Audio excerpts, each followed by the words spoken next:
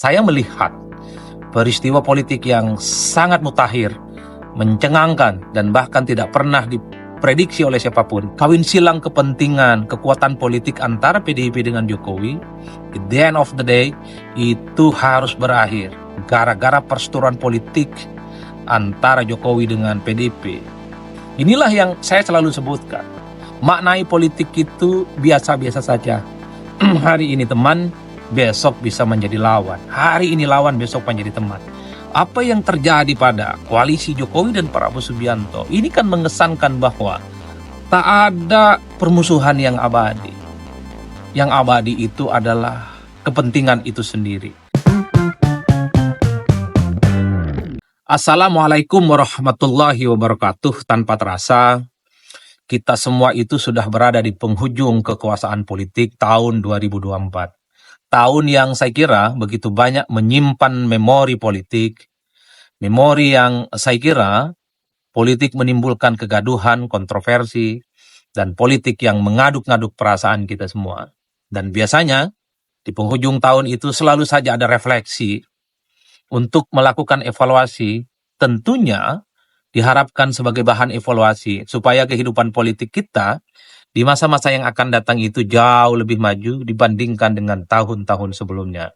Mari kita coba untuk cek satu persatu, kira-kira peristiwa apa saja yang kemudian menjadi trendsetter, menjadi konsumsi publik, viral, happening, yang terkait dengan kehidupan politik kita di negara ini. Pertama, saya melihat peristiwa politik yang sangat mutakhir, mencengangkan, dan bahkan tidak pernah diprediksi oleh siapapun adalah pecah kongsi antara Jokowi dengan PDIP. Pecah kongsi ini tentu tidak terlepas dari karena Jokowi tak lagi sejalan dengan PDIP terkait dengan Pilpres 2024. Apapun motifnya, yang jelas Jokowi dan PDIP sudah pisah jalan. Jokowi sudah ditalak 3 oleh partainya sendiri karena sudah dinilai membangkang, tidak sejalan, dan merusak demokrasi. Oleh karena itu, ini adalah satu peristiwa yang menurut saya di luar prediksi siapapun, di luar nalar siapapun, karena kebersamaan Jokowi dengan PDIP, PDIP dengan Jokowi, mutualisme interesting, tentu ini harus berakhir dengan cukup tragis. Suka tidak suka, Jokowi jadi gubernur, kemudian jadi wali kota, termasuk jadi presiden, itu tidak terlepas dari peran-peran yang selama ini diperjuangkan oleh PDIP. Dan pada saat yang bersamaan harus diakui, naiknya PDIP menjadi partai politik yang kuat, konsisten, dan solid, bahkan menang pileg beberapa kali, itu tentu tidak terlepas dari sosok Jokowi yang cukup melekat. Karena apapun judulnya, kalau kita membaca angka-angka survei, salah satu unsur kenapa orang memilih PDIP itu karena faktor Jokowi. Jadi kawin silang kepentingan, kekuatan politik antara PDIP dengan Jokowi, at the end of the day, itu harus berakhir. Gara-gara perseteruan politik antara Jokowi dengan PDIP. Apakah karena PDIP mungkin menganggap Jokowi tak lagi sejalan, dinilai berkhianat, ataupun mungkin karena Jokowi tidak mau terus-menerus disebut dengan petugas partai, itu hal teknis tentu saja. Tapi bagi saya peristiwa yang sangat mencengangkan sepanjang tahun 2024 itu adalah ketika pada akhirnya PDIP memecat secara resmi Jokowi dan keluarga besarnya. 23 tahun kebersamaan antara Jokowi dan PDIP ini berakhir nyaris tanpa bekas. Yang kedua, tentu adalah kongsi politik, koalisi politik yang terjadi antara Jokowi dengan Prabowo Subianto. Mungkin ini juga adalah peristiwa politik yang di luar nalar kita. Bisa dibayangkan, Prabowo Subianto yang menjadi rival Jokowi sepanjang 10 tahun lamanya, itu kemudian menjadi satu seteru politik yang mengantarkan duet ini memenangkan Prabowo menjadi Presiden Republik Indonesia yang ke-8. Tentu persekutuan ini tidak terlepas dari karena adanya anak Jokowi, Gibran Rakabuming Raka, yang didapuk sebagai calon wakil Prabowo dalam berkontestasi dalam Pilpres 2024. Inilah yang saya selalu sebutkan. Maknai politik itu biasa-biasa saja. Hari ini teman, besok bisa menjadi lawan. Hari ini lawan, besok menjadi teman. Apa yang terjadi pada koalisi Jokowi dan Prabowo Subianto ini kan mengesankan bahwa tak ada permusuhan yang abadi. Yang abadi itu adalah kepentingan itu sendiri. Titik temu kepentingan Jokowi karena mengusung Gibran sebagai calon wakil presiden, dan tentu saja keinginan Prabowo ingin menjadi presiden, jadilah satu kepentingan dalam satu kongsi politik. Mungkin ini tidak ada rumusnya dimanapun, di mana antar penantang, antar petarung yang sepanjang 10 tahun lamanya saling bersaing, saling bersitegang, harus berkompromi secara konsisten. Berkongsi dalam satu kolam koalisi, memenangkan pemilu, dan yang paling penting, ini mungkin pertama kali dalam sejarah, di mana orang-orang yang selama ini bersaing harus seiring, sejalan karena iman politiknya sama. Apa yang kemudian bisa menjelaskan itu semua? Di Indonesia, dalam sistem presidensialisme multipartai ekstrim, partai-partai kita kan cukup banyak, tak ada itu pertarungan secara ideologis, tak ada pertarungan itu yang sifatnya programatis, tak ada pertarungan yang didasarkan atas visi dan misi. Yang ada itu adalah bertemunya kepentingan-kepentingan bersama. Inilah yang menurut saya kongsi politik antara Jokowi dengan Prabowo Subianto dengan Jokowi, kepentingannya bersama, adalah peristiwa politik yang sangat mutakhir. Karena sekali lagi, nyaris kita tidak pernah menemukan rumus-rumus politik dimanapun. Orang yang pernah berseteru, orang yang saling bersetegang, bersaing satu sama yang lain, akhirnya harus berada dalam satu kolam kepentingan politik yang sama. Oleh karena itu, itulah yang saya sebutkan. Pasti ada syai'un-syai'un, politik kita cair, sampai kapanpun politik kita itu tidak bisa dilihat sebagai hitam dan putih. Politik kita itu bukan perang agama, politik kita itu bukan perang identitas. Yang ada di politik kita itu adalah bagaimana kepentingan itu bisa disinergikan dan ada titik temu. Yang ketiga, tentu saja, peristiwa politik yang sangat mutakhir adalah terpilihnya Prabowo Subianto sebagai Presiden Republik Indonesia. Kalau mau jujur, Prabowo ini adalah success story, sosok yang tidak pernah lelah memperjuangkan keinginannya untuk jadi presiden. Jadi jangan lihat Prabowo tahun 2024 jadi presiden. Tapi mari kita lihat Prabowo Subianto merawat mimpinya jadi presiden itu sejak 2004.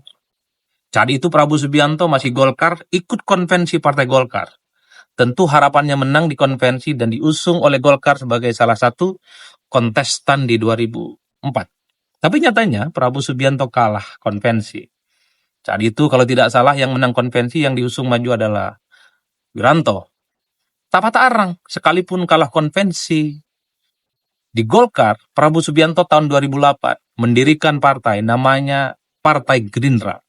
Partai yang kemudian dijadikan sebagai instrumen untuk bagaimana Prabowo Subianto terus merawat mimpinya jadi presiden. Partai inilah yang kemudian dijadikan kendaraan bagi Prabowo di 2009. Maju sebagai calon wakil presiden berdampingan dengan Megawati Soekarno Putri, Ketua Umum PDIP. Duet antara Megawati dengan Prabowo Subianto di 2009 tentu kalah kalau kita melihat sejarahnya. Kalah dengan SBY saat itu ya cukup fenomenal dan cukup kuat. Tapi Prabowo tidak patah arang. Sekalipun kalah konvensi Golkar, Pilpres maju 2009 itu kalah.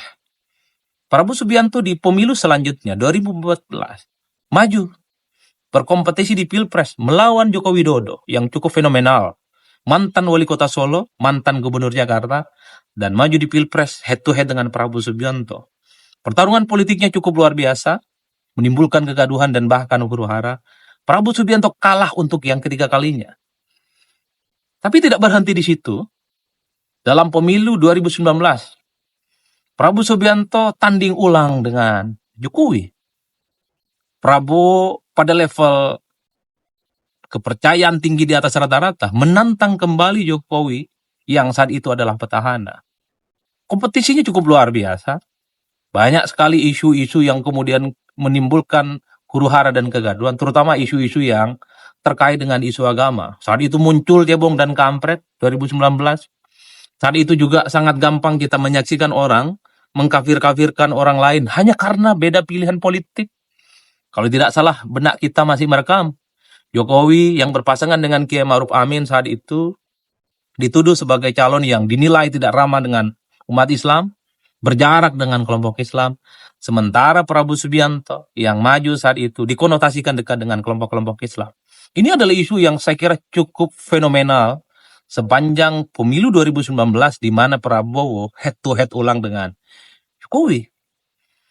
Kalah yang kesekian kalinya Prabowo Subianto dari Jokowi.